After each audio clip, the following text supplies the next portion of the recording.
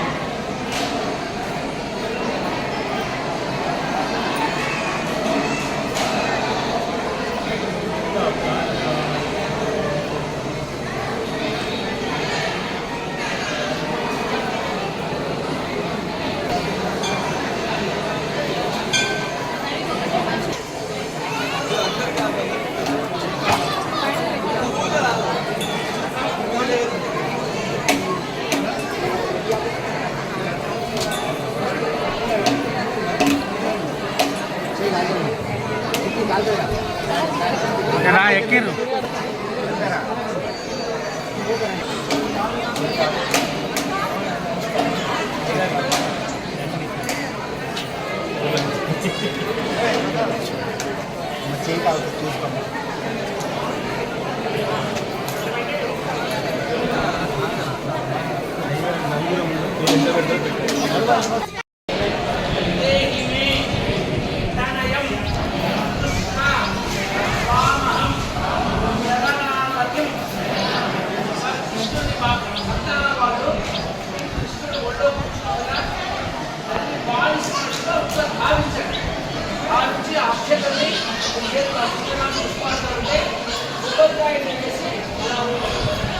వివాహం